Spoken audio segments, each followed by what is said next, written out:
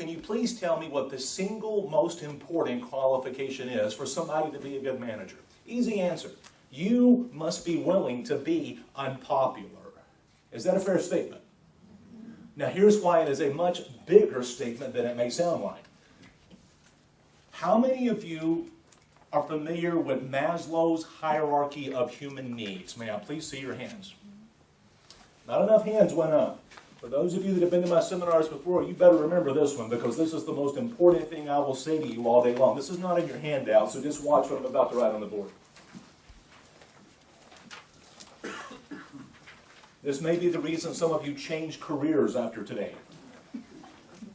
Dr. Abraham Maslow was a famous psychologist who devised a pyramid with 5 levels of what all human beings need in order to be happy, healthy, well-rounded members of society.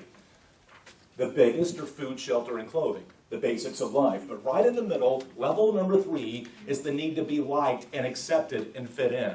And what I just said to you 10 seconds ago is that in order for you to be a good manager, you must be willing to not be liked, which completely contradicts Maslow's hierarchy, which literally means in order for you to be a good manager, you have to be a freak of nature.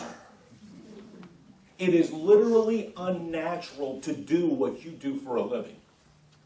So, ladies and gentlemen, I'm about to ask you the most important question anyone will ask you throughout your entire career.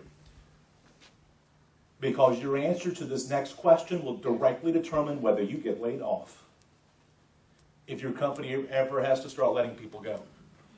Your answer to this question will directly impact how much money you will make for the rest of your life, and I will even tell you in advance, the correct answer is yes. Here's the question. Ladies and gentlemen, are you willing to be unpopular? And the answer is yes. And then it is going to happen. You are going to get kicked in the teeth, and you're going to lose all your mojo when you have to fire that single mom who's struggling to feed her 3 kids. And Jennifer, all of your other employees think you must have ice water running through your veins. What kind of a heartless person must you be, Jennifer, to put our poor coworker out on the street with 3 starving mouths to feed and her deadbeat ex-husband's not paying a dime of child support? And what Jennifer's other employees don't know is that Jennifer gave that woman 37 warnings to get her back to work on time this year, and she chose to ignore every one of them. I see a lot of heads nodding. Sound familiar to some of you? It's a tough job, isn't it? Here's the problem.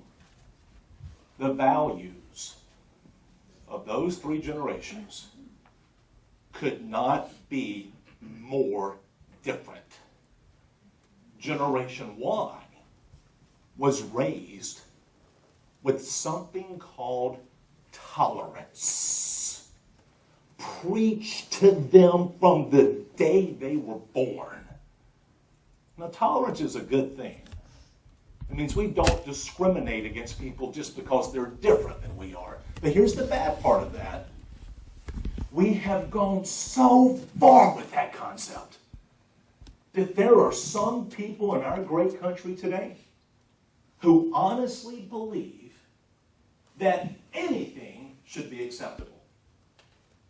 And this is why you have job applicants showing up for the interview with you wearing flip-flops. And guys who haven't shaved in 3 days. They have never been taught that they're supposed to dress up and impress you and earn the job. They think you're supposed to automatically give it to them just because they made it to the interview and they still have a pulse. It's the growing entitlement mentality, and here's where you'll see some of this in your own kids. We also sometimes call Generation Y, especially the younger ones, the trophy generation. When you and I were kids, we only got a trophy if we came in first place at something. But today, everything is a trophy. So we have an entire generation that is entering the workforce and they are preconditioned to expect to be rewarded for mere participation. This is why you have to be firmer than you have ever been in management today, because never in the history of our great country have we had so many different generations comprising one workforce, but with such distinctly different ideas of what it means to be a professional.